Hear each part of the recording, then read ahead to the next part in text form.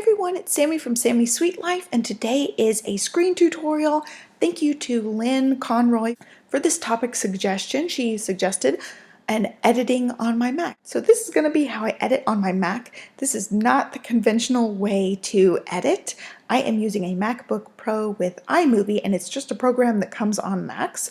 This is actually an older version of iMovie, so this may not be relevant if you have a newer Mac with the brand new iMovie. I found when I upgraded to the new iMovie, I didn't like it as much. It wasn't quite as intuitive. They changed a bunch of things about it, and so I went back to the old version. First things first, I import my footage using the little camera piece right here. I have my little SanDisk card. I'm going to skip over that part. I already imported my footage, and I am going to show you guys here. I have like templates already set up with my intro and outro, but I have my little projects already set up. And to make a new project, I right click on a previous template, like I have a vlog template here, a meal plan grocery haul template here, and then one for my scrapbook channel here. What I do is I just right click on one of these and duplicate project. So it'll make me another project, and that's what I will use for my new project. So when I'm duplicating it, it'll label it vlog number 1. So this is the one I will double click on the line where the words are. So if you double click, you can change the title.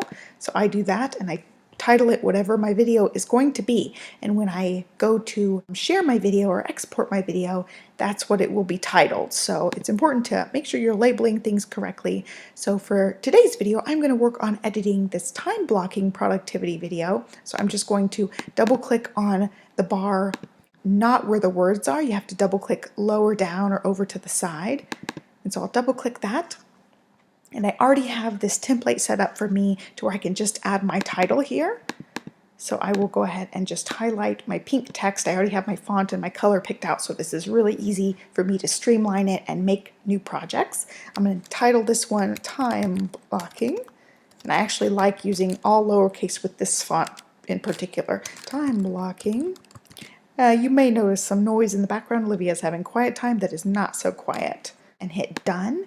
And in order to get my footage in, this is where I'm not as conventional as everybody else. I highlight all of my footage. So I take all of these chunks of footage that I have for my video. It ends right here where I'm, doing the thumbs up thing. So I highlight my first section by hitting that thing. So my whole piece is yellow, it's all highlighted, and I go down to where my end of my footage is. I hold down the shift key and it highlights everything in between. And then I drag and drop that in between my intro and outro piece. And this is where it's not conventional. It says, editing tip, you may achieve better results by individually adding only the best segments of your video. I just hit continue. There's always a little bit of a lag on this, so I put my footage in. It takes a second for my Mac to catch up, but what people usually do is they just highlight, what piece they want and drag just that piece up, and they do that a bunch of times. They're, highlighting the best pieces, dragging it up, and they're having to listen to the best pieces to find the best. So what I do, I'm going to delete those 2 pieces by just hitting delete on my keyboard. What I like to do is I like to watch the video through and take out the pieces I don't want. I find it a lot easier than, highlighting, pulling up pieces every time.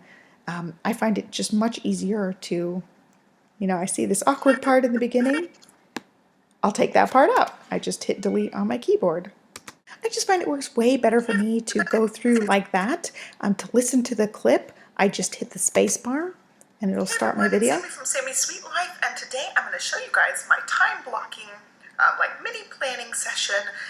So I just go through just like that, find the clips that I don't like. I repeat myself a bunch, I say a bunch, I look away a bunch. So I try to cut out all of that stuff and make the video as concise and quick and as polished as I can make it. I am not the best on camera, and I cannot do anything in one take. I'm usually cutting out a bunch of footage.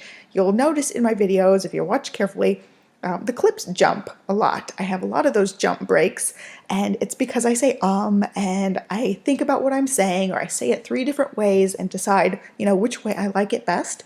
So it takes me a while to edit out all the extra stuff, all the extra ums. But what I'm left with is what I feel like is a pretty nice video. So I just go through and cut out any of those extra awkward things. See right there. Like decorating, planning. It's not like planner decorating or anything. So I said it two different ways. I didn't like the first one. I stopped, said it a second way. I will cut out that first one. That's what I do in like most of my editing is that. Planning session. So I cut out that section. Planning session. Not like planner decorating or anything. It's so I have the section cut out that I don't want, and I can go through my whole video and do the same thing, just cutting out the pieces that I don't want of my video. So if I'm doing a voiceover, I just hit the microphone button down here. It pulls up the built-in microphone. It says to record, click a clip where you want to begin your voiceover. So you just click, it counts down, and then you're making a voiceover. So I'm gonna stop that. And my Mac just does not like doing voiceovers, so I can't just like start it at the beginning of a video, record my audio for 10 minutes. It just never ends up recording my whole thing. It'll let me record for 10 minutes, but it'll only like capture the first 30 seconds to minute. And so I do my voiceovers in short little chunks, so I don't waste my time. The other thing I like to do is, zoom in. I don't necessarily zoom in when I'm working on it. I can crop it, but another way you can crop is you click down here and crop with that little button. So I end up, if I want to zoom in on something, I usually tend to crop it versus, in filming it, I actually zoom in. I tend to use these controls the most. Clip adjustments, if I'm speeding something up, I'm using the clip adjustment speed down here. So this side speeds it up when you get close to the bunny. This side slows it down when you're close to the turtle. I don't usually do anything with this, but I have heard a really cool technique for a really good white balance is to hold up a piece of white paper when you're filming, and then you can go to that clip wherever the white paper is and use this little dropper here and white balance. So I'm going to be trying that coming up soon and seeing if it works really well, but I've never been able to white balance using this little color wheel or mess with the levels. Whatever I film is pretty much what I get. I cannot figure these ones out very well, so I never really tend to use this page at all. Now with the audio, sometimes I'm talking really softly. I tend to, bump the sound up for that. If for some reason some loud noise happens, if I'm using a blender or a vacuum or something, I will tone it down by putting the little thing way down here and toning it down so it's not super loud for you guys. But I don't really use much of this other thing. If I play music, I will use this fade out at the end of it sometimes, so you can have it fade out a couple of seconds.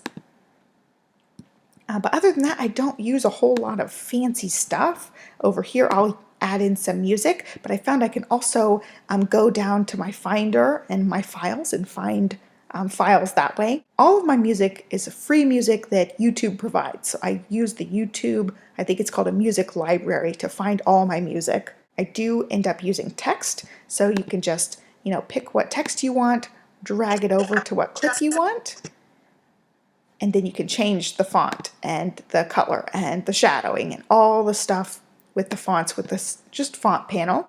So that's pretty much all I do is I go through, cut out the clips that I don't want. I sometimes add a picture-in-picture, and I have problems with picture-in-picture working. So I'm going to highlight this clip, drop it in, and it will give me options. The ones I usually only use are the cutaway and the picture-in-picture. So with the picture-in-picture, there's nothing there. You see the little box around it, but nothing ends up showing up. So I found this hack somewhere else. Of course, you can resize it like I just did if you pulled the arrows. So there's nothing showing up in the box. I go in under this toolbar for this top piece and go under clip adjustments, and under here where it says PIP effects, I hit swap.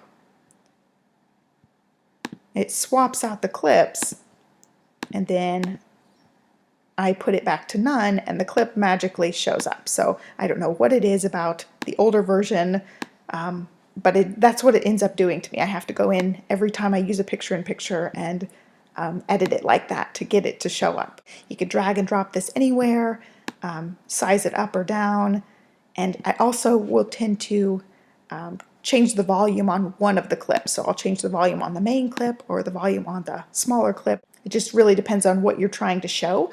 I tend to use the cutaway more now, so I'll show you guys that one too. So I just highlight a little piece, add it wherever you want it, and then hit cutaway. So then when you get to that, 9 o'clock now, so I'm going to plan out my... It shows you the other clip that's up on top while you have the audio of the main one going. So when I do a cutaway, I'll turn off the volume of the top one and leave the audio running on the bottom clip. So you'll see what I'm talking about and hear as I'm explaining things. So I'll go under audio for the top clip, turn it all the way down to 0 to turn it off, and then you're left with 9 o'clock now, so I'm going to plan out my day and I'll show you guys just a cutaway. And that's pretty much all I do for these videos. I don't have a whole lot of editing skills. I don't do anything super fancy. I just keep it really simple and really basic. So when I'm done, I just go under Share and export my movie.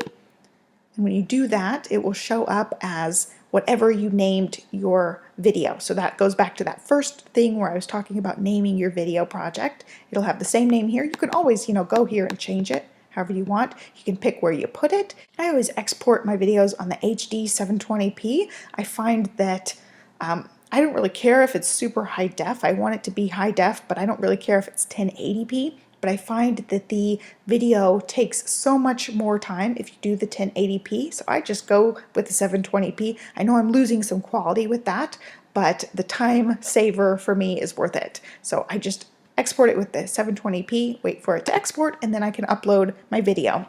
I found that, doing this share directly to YouTube, it will really bug out for me sometimes if I try to share it directly to YouTube. I always just export my video and then upload it separately because I've had too many problems doing it the other way. I hope you guys find this video helpful. I really appreciate the video suggestions, so thank you, Lynn, for the suggestion on this one. I am still open to more suggestions for these topic videos, so leave your suggestions down below for me. So be sure to give me a thumbs up and subscribe, and I'll catch you next time. Thanks for watching. Bye.